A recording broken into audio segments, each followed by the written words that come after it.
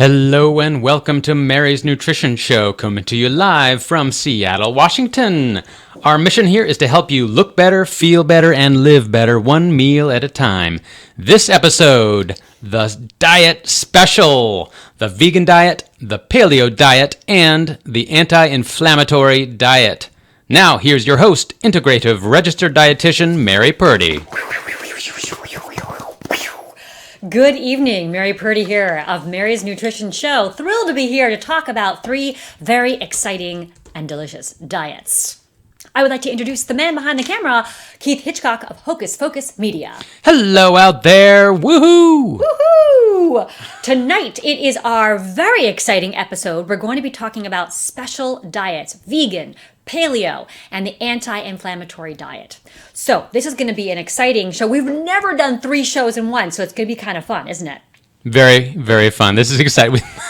Very exciting. It's an experiment. It's a big experiment.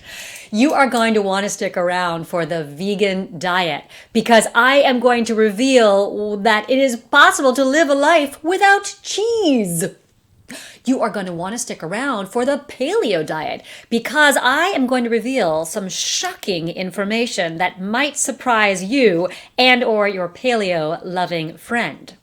And you're going to want to stick around for the anti-inflammatory diet because I'm going to be talking about some information about why this diet might just transform and improve your life. Bam. Hey,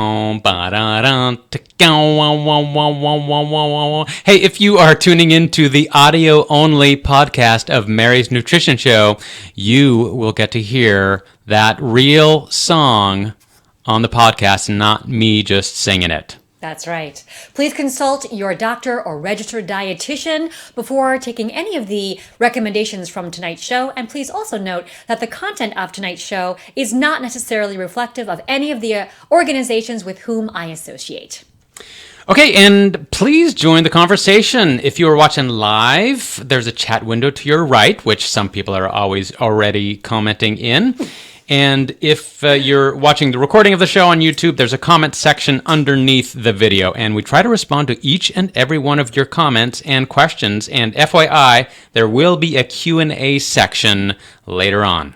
Yes, so wait for that before you start asking all of those questions that are just burning in your brain right now. Mary, what was last week's weekly nutrition challenge? Last week, we talked about beverages and the many different ways that you can get different kinds of fluids into your life. And I proposed to you all to try one of the many beverages that I suggested or to go out to the grocery store and find one yourself. So what happened?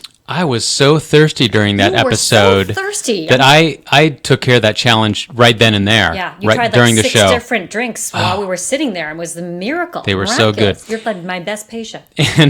And how about you out there? Did you accept the challenge? How did you do? We want to know. So drop us a comment. Yes. Okay. And speaking of comments, here is the comment of the week. Comment of the week.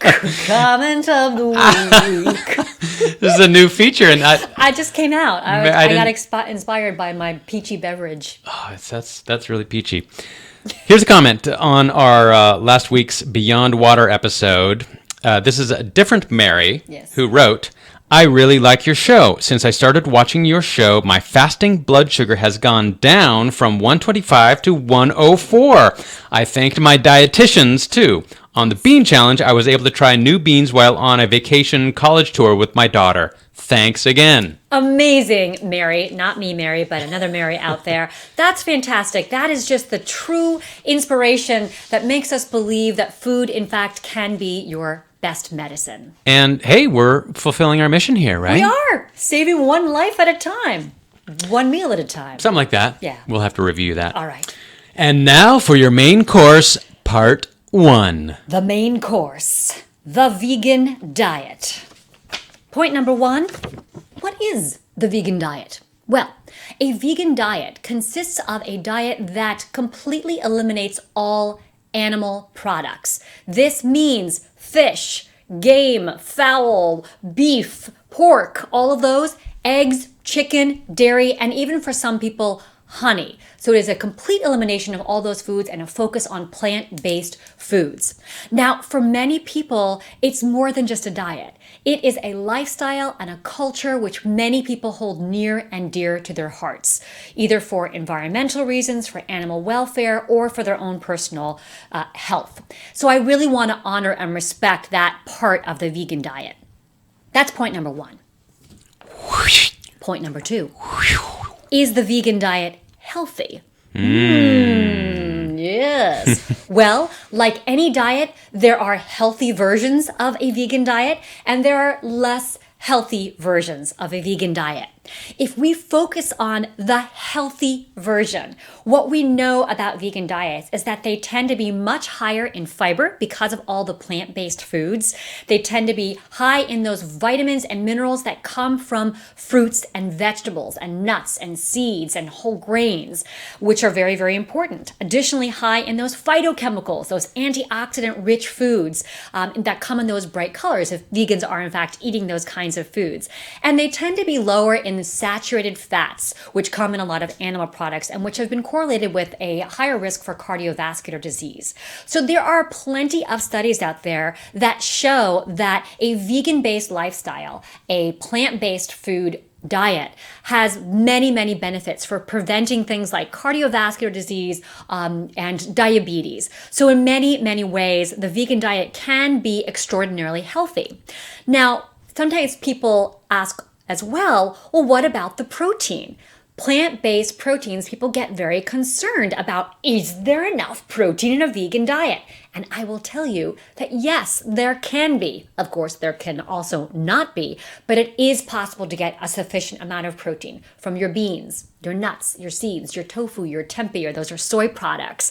Also from your lentils. So these are all ways that you can get protein in the diet. Another little tidbit of protein that many vegans subscribe to is nutritional yeast. So about 3 to 4 tablespoons of nutritional yeast can actually be about 10 grams of protein. And this is the part when I talk about cheese or lack of cheese. Many people fear going on a vegan diet because they think their lives will be incomplete without cheese. Nutritional yeast has that wonderful Parmesan-y flavor and can make your food taste a little bit cheesy. If you mix it with some nut butter, or particularly with cashews and a little bit of olive oil and some garlic, you can create a lovely cheesy sauce that's totally delicious. So it is possible to have a very healthy vegan diet. Now, point number 3. And remember, it's also healthy because you're helping animals and helping the environment. That's another little twist on what it means to be healthy. Good point, Mary. Thank you. Yeah. But back to point number 3. Oh, here it comes. Ooh. Vegan diets can also be very unhealthy. And that is because you can be vegan and subsist on Twinkies and still be a vegan. So there are a lot of processed foods that are still vegan. They don't contain any animal products, but that doesn't necessarily mean that they are healthy. So there's a lot of, unchicken and processed oily foods that don't necessarily have a lot of nutritional benefits. So in that way, while you may have a diet that's low in saturated fat, you might have a diet that's really high in refined fats, processed fats, fats that have become less healthy because they have been heated to high heats to help preserve the processed foods. So when it comes to having a healthy vegan diet, it's great to stick with the real food versions of those foods. Other concerns come with things like protein. People get very concerned that vegans are not getting enough protein. And yes, that is possible. But I've already dispelled that myth because if you're eating right and getting all those different sources of protein, it's very possible to get sufficient protein in the diet. Then there's things like minerals like calcium and iron because people are nervous that they're not getting enough iron from the red meat and they're not getting enough calcium because they're not having dairy. Well, there are calcium-rich foods and there are iron-rich foods. Real quick, many calcium-rich foods come in the form of those dark leafy green vegetables. Same thing with iron. So iron is also found in chickpeas, in lentils, in black beans, in dried fruit, in molasses. If you are feeling like you're not getting enough, you can also take a supplement. And speaking of supplements, 2 other nutrients that are of concern with the vegan diet are B12, which is found mostly in animal products, easy to take a supplement, and some omega-3 fatty acids are sometimes deficient. because vegans don't eat fish, and omega-3 fatty acids are very rich in those fatty fish. But there are supplements that you can take that come from algae. So those are options as well. And then, of course, your beautiful walnuts provide some wonderful omega-3 fatty acids, and they taste so darn good as well. And they go well with that nutritional yeast to make a cheesy sauce. So it is possible to get all you need. Just make sure that you're working with somebody who has some real knowledge about what makes a healthy vegan diet. And the other great news, if you're worried about deficiencies, you can test for them. That's right, I said you can test for them. Get a little poke in your blood, get your veins moving, and get some things squirting out. You can Not to be done by yourself. Not to be done by yourself, I'm sorry. Consult a true phlebotomist and look at the labs. You can see if your iron is low. You can see if your B12 is low. You can work with a practitioner to determine if you have any symptoms that might indicate a deficiency. But it is possible to be healthy. You just need to sometimes do a little extra research and a little extra work. So, point number 4. All right. Wow, that took so long to get there. Point number 4. A day in the life of a vegan. Very, very simple. I'm just going to throw out a couple ideas. Breakfast, scrambled tofu with some veggies, or oatmeal with nuts and seeds. Lunch can be a sandwich with hummus and spread and sprouts and vegetables and avocado. And dinner can be a lentil soup, or it could be a quinoa salad, which also provides some protein, with some beans and perhaps some lovely vegetables like some tomatoes and perhaps some basil. And oh, wow, look at this. Look what I have right here. It's a quinoa and bean salad with tomatoes and basil. Oh, that was good. Thank you. Yeah. That just magically appeared. I'm telling you, how many minutes do you think it took me to make this? You are the queen of the 5-minute meal. That's exactly right. It took me 5 minutes, maybe not even that much. Really? The most work that I did was ripping apart the basil and chopping the tomatoes. I already had the quinoa made, which didn't take very long anyway. So it's not that hard to be a vegan. The other thing that I want to advocate for is you can be a flexible vegan. I find that very often people eat seasonally and they want to eat more vegan in the hotter months, but not so much in the colder months. Myself, for instance, I do eat a little bit of meat, but I have not eaten meat in about 2 months because I simply have not craved it. So it's possible to be vegan-esque or to subscribe to a vegan philosophy, but to allow for some flexibility for when your body feels like it needs some of those other foods that maybe it's perhaps craving for that season. Thus ends the vegan diet. Well, not yet. There's questions. Yes. It's time for the Q&A. So if you have a question, go ahead and drop that in the chat. And Gabriel has one, actually. Gabriel. I'm thinking that he might be a vegan. He asks, I've been taking iron supplements daily. Is it recommended if you have low iron? Yes, and I really think it's vital that you get your blood tested, because taking iron supplements when you do not have an iron deficiency can potentially be toxic to your blood. You don't want to add an extra iron when you don't need it. So getting your ferritin levels tested, or getting your hemoglobin or your hematocrit, which can indicate whether you have some kind of anemia, is really important. And then getting the dosaging right too with a practitioner really helps. So great question. Thanks so much. Working with a registered dietitian. On the note of Twinkies, Gabriel also noted that Twinkies have beef fat, he says. Ooh, I thought they changed that. I thought they switched it out for palm oil. Okay, someone Google that. Oh, someone boy, Google someone it. Get that information. We'll figure I it know out. Oreos are vegan, that's for sure. I saw it in a documentary. I tried to be a vegan for a year. You did? I did, back in the day, and I ended up B12 deficient. Interesting. Does that mean that I should not do it? It means that if you choose to do it, if you want to make that a lifestyle choice, that I would definitely supplement with a B12 supplement. And that can be under the tongue, it can be a pill. For some people, it's actually a shot that they get from their doctor as well. So that's really important, because B12 deficiency can actually cause irreversible damage. Ooh. Yeah, not good. That is not good. Not good for your brain, not good for your nerves, not good for everything. Okay, good to know. Thank Yes. you. I will proceed with caution if I try the vegan diet again. Thank you very much. So, Mary, how about a recap of the main course, part 1? Wow, that was a full meal, even though we probably just got to scratching the surface of what it means to be a vegan. But essentially, veganism is about a complete elimination of all animal products, or if you've got a little flexibility in you, the mostly elimination of the animal products. This can be beneficial because it has high fiber. You can get sufficient amounts of protein, but you may want to supplement with things like calcium, iron, B12, and omega-3 fatty acids. That's it. And how about a weekly challenge related to part 1? I challenge you to step into the shoes of a vegan, and they probably are not leather,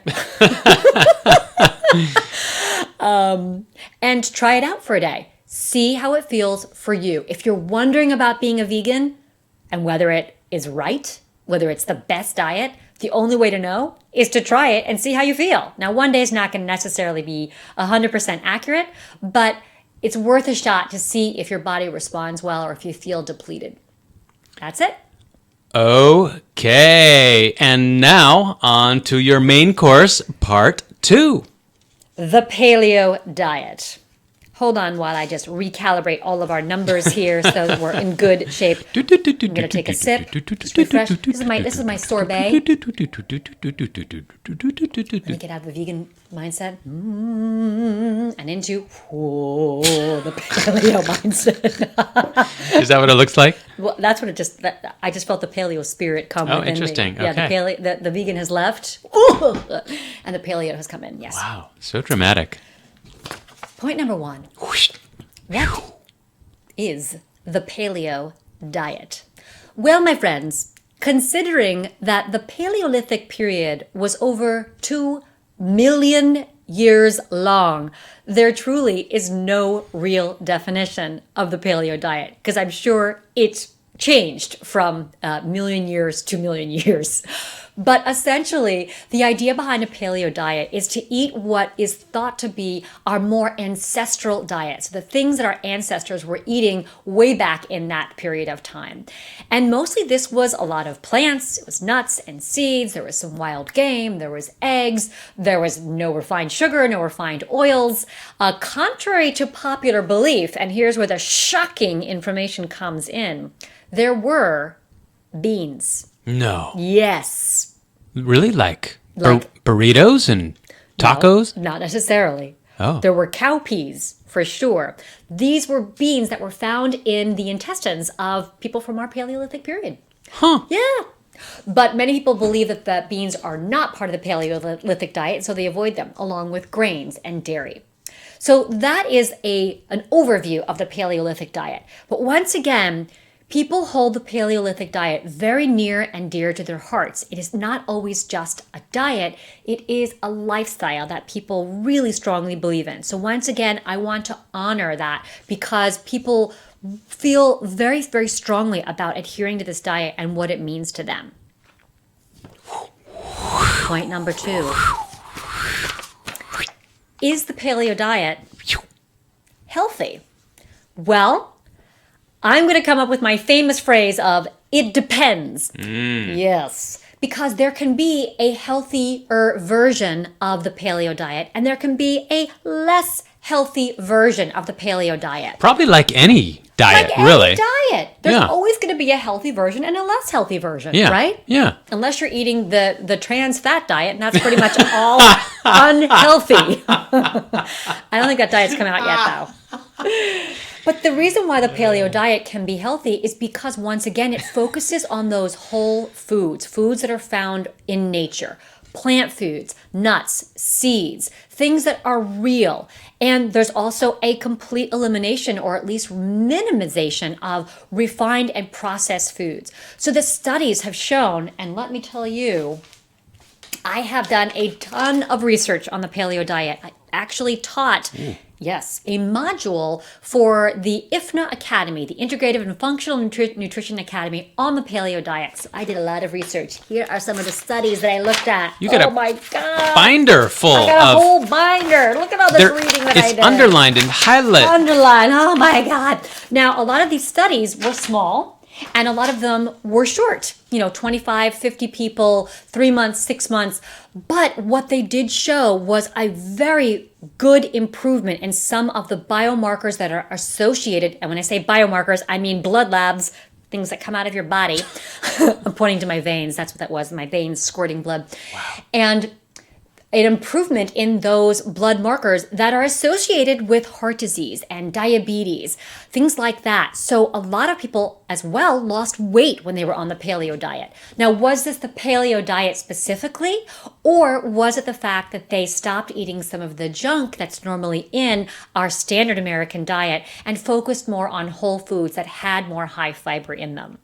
Now, realistically, when we think about the paleo diet, many people are eating a lot of meat. But the reality is, for our ancestors, our brothers and sisters of the Paleolithic period, chances are they were not having a ton of meat. Interesting. Yeah, they were probably living off of mostly plants and what they could gather. Now, every once in a while, somebody killed a buffalo and they all danced around and had a big party and, had a great time. But that was not happening on a daily basis. So this notion of eating meat for breakfast, meat for lunch, and meat for dinner is probably not necessarily reflective of a true paleo diet. Interesting. Very interesting. What did the buffalo dance look like? Oh, buffalo, buffalo. Usually they might have been wearing the buffalo head and the buffalo, what's the outfit? The buffalo fur? Yeah. Is it fur? Really? I don't know. Do buffaloes have fur? Oh, yeah, that's fur. Is it fur? Yeah, come on. Okay. Well, chances are they didn't waste it the way that people waste animal products now. But anyway, I digress. I want to talk about some of the concerns with the paleo diet. Yes, please. This is point number 3. As I just mentioned, high consumption of animal foods. So it's not that animal foods are necessarily bad for you. Again, there are going to be the paleo subscribers who are like, animal foods changed my life. The paleo diet changed my life. I believe it. I understand that. For many people, it has been transformational. However, high amounts of animal food and animal products are not necessarily healthy. So when we're talking about the paleo diet, it's really easy for someone to have a 10-ounce steak and a piece of celery and call that a paleo diet. But that isn't necessarily going to be beneficial. Way too much protein on that front, hard on the kidneys, and usually higher in those saturated fats. And that often means that there's an insufficiency of the fiber-rich foods that are so important and vital for our health. So that's one concern with the paleo diet that sometimes people have. It's great to stick with 2 or 3 ounces of meat tops if you can make that happen, and to fill it out with other types of protein-rich foods like beans and nuts and seeds, things like that. The other concern that I think a lot of people have on the paleo diet is that if they stick to the paleo diet, they're going to be hungry because they aren't going to be able to eat their grains. They're not going to get enough carbs. Well, allow me to dispel that myth, because the paleo diet is not necessarily a low-carb diet. For instance, paleos were often eating a lot of root vegetables like this sweet potato. Hello, sweet potato. Look at this sweet potato. So cute and delicious. So this was a great way to get carbs into the diet, which, believe me, our Paleolithic ancestors were needing. If they were chasing after that buffalo, you need carbs if you're going to be working out. So carbs are the way that our body utilizes fuel so that it has enough stamina to move forward and also to burn the fat stores that many people are trying to get rid of. So the other thing about the paleo diet, which is interesting, I can't remember if we're on healthy or concerns. Oh, we're on concerns. Concerns, yes. This is sort of a concern, but not really, in terms of cooking. Now, I think a lot of people back in the Paleolithic period didn't have a lot of access to things like coconut flour and coconut oil. So those are foods, or paleo bread, that wasn't necessarily readily available back then. So very often, sometimes things can be more processed in the diet of the Paleolithic eater, depending on the types of products that they buy. They could also be super expensive. But what? I do want to talk about coconut flour, because if you are paleo, this can be another great way to get some fiber in there. Paleo folks often cook with coconut flour to make a muffin, to make a bread, and this can be a really nice source of high fiber and some healthy carbohydrates. And the good thing about coconut flour is that it doesn't actually contain a huge amount of saturated fat the way that coconut oil does. Doesn't mean you can't have saturated fat. Saturated fat is not bad, but in excessive amounts The research has shown, and yes, I have done a ton of research on this and completely blown my thoughts out of the water, well, from what I thought about 10 years ago. In high amounts, saturated fat can increase the risk for cardiovascular disease. Now, if you are wondering, how do I cook with coconut flour? What do I do? Well, I want to show you a cookbook written by Erica Kerwin. She wrote a great coconut flour cookbook. I've made some great muffins and pancakes and waffles and other scony things. And I can attest to that. Thank you. Yum. Remember that rosemary, what was it? Not a scone, but like a biscuit. Yeah. It was a rosemary coconut flour biscuit. Oh, delicious. That was good. Delicious. Oh, yeah. But you don't necessarily have to purchase a lot of highly expensive products in order to be paleo. You can stick with the simple. And this is where it comes back to being flexible. You can be paleo-esque without being 100% adherent to paleo. And again, maybe in the summertime, you want to focus on fewer paleo foods and work with a more plant-based diet, depending on how you feel. I myself do not crave a lot of meat in the summertime. I just don't feel like it works for my body. I'm not you, you're not me, I'm not Joe, I'm not Judy, but all of us might have different perspectives on how different diets make us feel throughout the year. So test it out on yourself. See what works. See if you notice any improvement in your weight, in some of your biomarkers, meaning your blood labs, in some of your symptoms. Maybe you have inflammatory symptoms and you find that they are improved when you cut some of those foods. And this is another shout out for blood labs. If you are wondering whether the paleo diet is working for you, get your labs done. See if in fact the amount of saturated fat or the amount of certain other kinds of foods in your diet are having an impact on things like your cholesterol or your diabetes risk markers or your triglycerides or your inflammatory markers. The best way to determine whether this diet is right for you is number one, how do you feel when you're on it? And number two, what does the blood work show? That provides evidence to understand whether it is in fact having a positive impact on your body or not.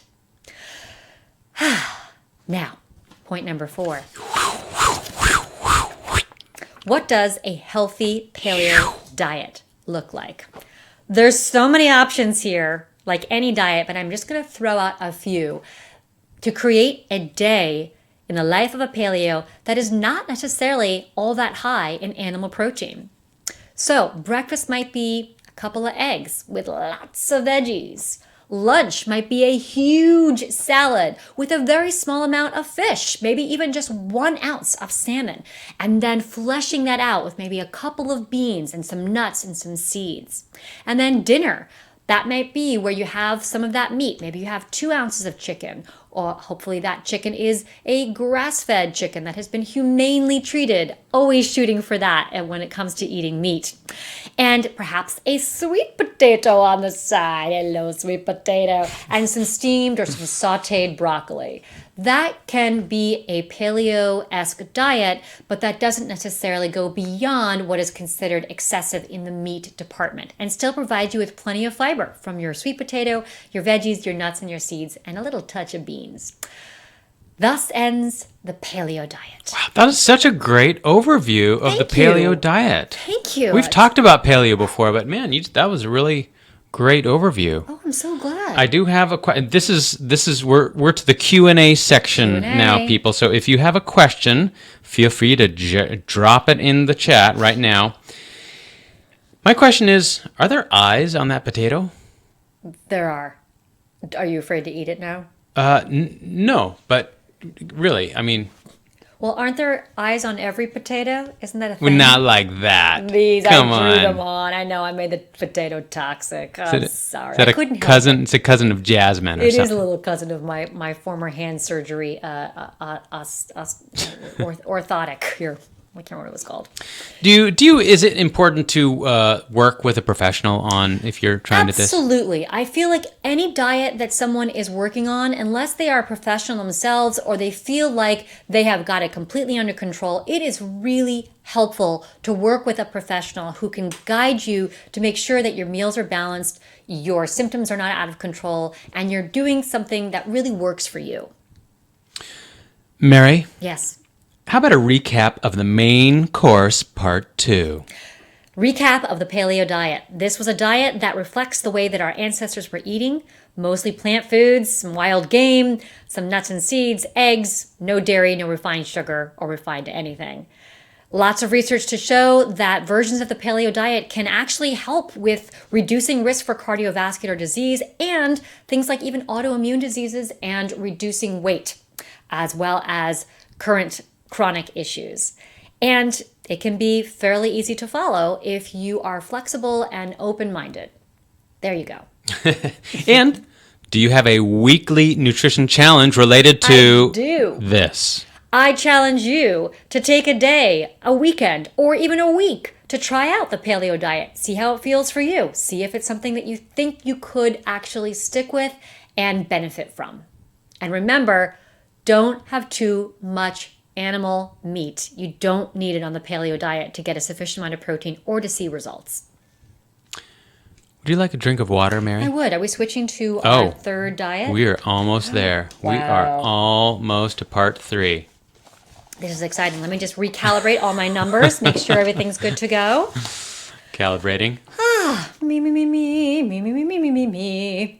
Remember, you're going to have to get rid of the paleo spirit Oh, yeah, as well. get rid of the paleo spirit. Paleo, he's a buffalo, coconut flour. Okay. And now, for your main course, part 3. The Anti-Inflammatory Diet. Point number 1. What is the anti-inflammatory diet? Well, this definition is going to take a moment because you may not be as familiar with the anti-inflammatory diet. Very similar to the Mediterranean diet, which is a hot diet right now, very much in the news. The thing about the anti-inflammatory diet is this. Many chronic diseases that occur in our society today are influenced or driven by inflammation. These are things like cardiovascular disease, diabetes, autoimmune diseases, and any kind of disease that ends in the word itis, that is an inflammatory issue. So the anti-inflammatory diet is meant to provide foods that help to reduce and quell inflammation. Fruits, vegetables, herbs, and spices are the foundation of this. Eating a low glycemic meal on a regular basis, that means reducing the amount of refined carbohydrates and sweets because that can cause inflammation in your body. Shifting the types of fats that you consume. These are things like increasing the omega-3s, which are anti-inflammatory, found in fatty fish, in walnuts, nuts, and seeds, and reducing things that are known to be more inflammatory in the fat world. Trans fats, which we know are not good for anybody. Fats that are high in omega-6s like refined oils, soybean oil, corn oil, those are very high in those omega-6s, which in excess can lead to inflammation. And lastly, to reduce animal foods because those are high in another kind of omega-6 fatty acid called arachidonic acid. So shifting fats and increasing things like avocados, olives, nuts and seeds, things like that, and including nuts and seeds on a regular basis. And number 3 on this is making sure that you are having sufficient probiotics because having a healthy gut can be very helpful for reducing inflammation. That's a quick overview, just scratching the surface here. And I will tell you that in Krause's nutrition textbook, this is only $200, I'm not asking you to buy it, but this is a foundational textbook in the nutrition world. One of the things that I did was actually write the appendix for the anti-inflammatory diet in this book with my dear colleague Kelly Morrow, also a registered dietitian. So giving a shout out to her. If you feel like reading it, here it is right here. But you can also hear it in person. I think I want to lift weights with that. Seriously, book. I did. Oh, yes, a lot of great use for that book, rather than just your brain, but your muscles as well. So the other thing about the anti-inflammatory diet, the question is, number 2, is it healthy? Well, there's not a lot to dispute around the anti-inflammatory diet, which, as I mentioned before, is very similar to the Mediterranean diet. Study after study after study have shown that including these kinds of foods in your diet can actually help to reduce what are known as these inflammatory cytokines or inflammatory chemicals that cause damage to your body. And so getting in those anti-inflammatory foods can be absolutely essential for helping to transform your health from a state of inflammation to a state of balance. So whether it's arthritis or autoimmune diseases or cardiovascular disease or diabetes, an anti-inflammatory diet has been shown to be helpful for your brain as well, because things like Alzheimer's and Parkinson's disease and even things like multiple sclerosis are all coming from a place of inflammation. So anything we can do to reduce that is extraordinarily helpful. Additionally, the anti-inflammatory diet has got tons and tons of fiber in it. It's lower in the animal products, and it is rich in all of those foods that are very, very high in antioxidant potential and very, very low in things like alcohol, refined sugars, refined and processed oils, anything that doesn't necessarily serve the body in a good way. And the other thing about the anti-inflammatory diet is to help reduce the presence of any kind of food sensitivities that you might have. So trialing whether a gluten-free diet works for you or a dairy-free diet works for you, or taking out things like corn or soy, some of the more common food allergens that can cause sensitivities and adverse food reactions in people as well. Those kinds of sensitivities or reactions can cause inflammation in the body, which can actually lead to symptoms, whether that's joint pain, headaches, inflammation of the skin, and a variety of other symptoms. Point number 3. Concerns about the anti-inflammatory diet. Well, there aren't a lot. The only thing that I might be concerned about with the anti-inflammatory diet, or where others might express concern, is very often people might find it restrictive. So they may restrict a food group and as a result not get the benefits of some of the nutrients that food group may offer. But again, if you are working with a professional, a registered dietitian or nutrition care provider, that person's going to be guiding you in such a way that your meals are going to be balanced and you're going to be getting the things that you need to serve you the best. What's an example of one of those things that people might restrict? And gluten, dairy, soy, corn, fish. Those are some common things. And maybe even nuts and seeds. Very often people find nuts and seeds to not work for them. So it's great to make sure you've got options so that you're still getting some of those nutrient needs met. Point number 4. How do you have an anti-inflammatory diet happen? How do you make it happen? Well, I'm here to tell you. Once again, very, very simple. And I would recommend focusing on those herbs and those spices. So wherever it's possible, I'm going to bring out a couple of my favorites. Hello, basil. hello. Hello, ginger. Hello. And I know if Scott's watching, he's getting very excited because I know how much Scott loves ginger. But the idea is to get herbs and spices into every meal. So for instance, for breakfast, you might have some eggs with lots of basil in them, and avocado, and other vegetables. What was I like? What is that word? It's called vegetables. Mushrooms. How could you forget? How could I forget vegetables? Mary. My goodness, where's my head? A lunch might be something like a grain and bean salad, again, with lots and lots of herbs and spices. Maybe you're throwing cilantro in there. Maybe you're throwing maybe it's a pesto, maybe it's parsley, but as many herbs and spices and bright colored vegetables as you can get. Perhaps a piece of fruit for dessert, like some blackberries or blueberries. And then for a dinner, you might have a piece of salmon rich in those omega-3 fatty acids, and perhaps a bright, beautiful orange sweet potato or yam, and a side of sauteed dark green kale in ginger and garlic. Those are known to be incredibly anti-inflammatory. And top it off with maybe a small little piece of dark chocolate for dessert, or perhaps even some delicious hemp hearts. These are hemp seeds rich in omega-3 fatty acids, rich in fats and protein and anti-inflammatory compounds.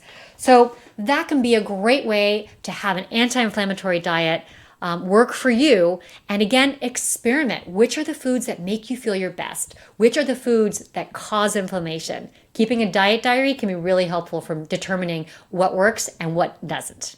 Thus ends the anti-inflammatory diet. And thus begins the the Q&A section. So if you have a question about this anti-inflammatory diet, drop it in the chat. And Mary, yes, I have a question for you. Please. You are glowing right now. I'm sweating.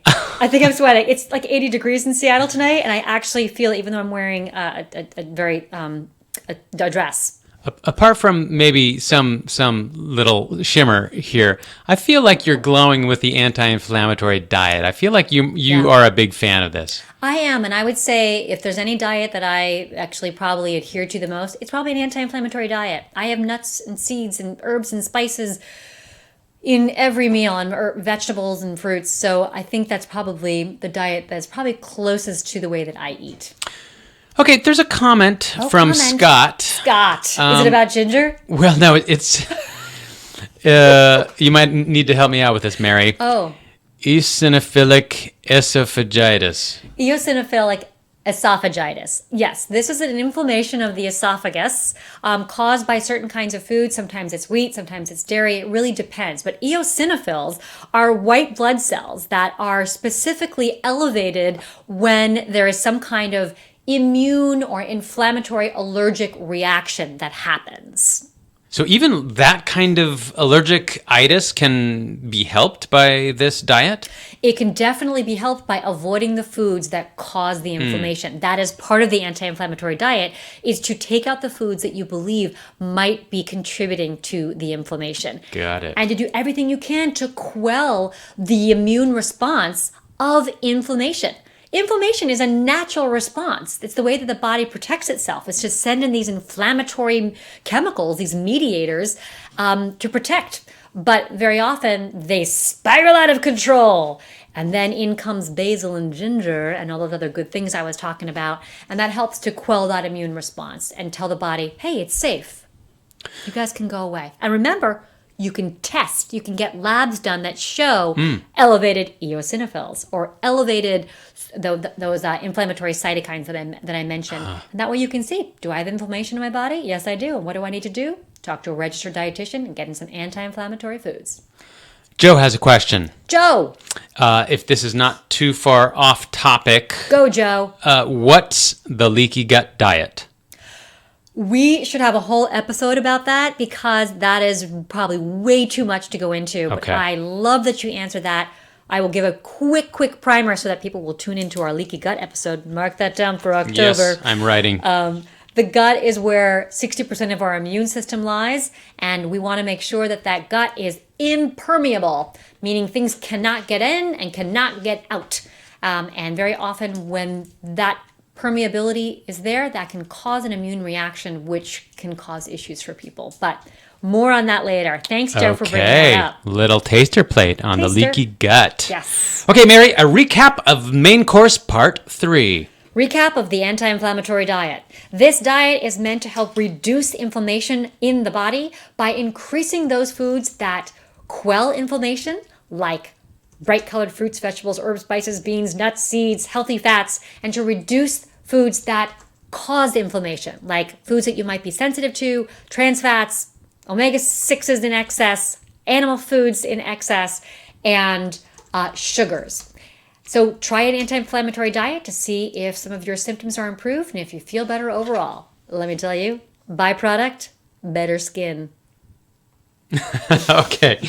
And do you have a weekly nutrition challenge related to this diet? Of course. My weekly challenge to you is to adopt an anti-inflammatory diet for at least 2 or 3 days. And the way that I would suggest doing that, because sometimes it can be hard, is no matter what you're eating, the bare minimum is to add an herb or spice or spice to every single meal. Breakfast, if you're having oatmeal, be sure you add nutmeg, cardamom, or cinnamon. If you're having a sandwich at lunch, for gosh sake, add a piece of basil in there. If you're having a soup for dinner, throw some turmeric or some curry or some garlic or ginger. Find a way to add in herbs and spices and see how you do. Okay. Okay.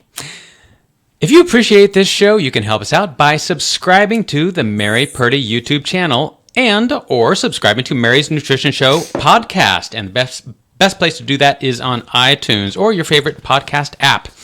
Let us know what you want to hear about, and let us know how things are going, like the weekly challenge, all that sort of thing. We want to hear about it. You can let us know on those channels. And you can also find out more about the show on marypurdy.co. That's marypurdy.co. We also have a question and comment form on that website. So Thank you for joining us today. Thanks for joining the conversation. Thank you so much. Thank you, Mary, for all your wonderful information, as always. I'm exhausted. You did 3 episodes in one. So we are going to be signing off for our summer break. And we're taking about a month off. The podcast will continue on a weekly basis, so if you are missing us terribly, make sure you're going and tuning into iTunes and downloading the app, subscribing.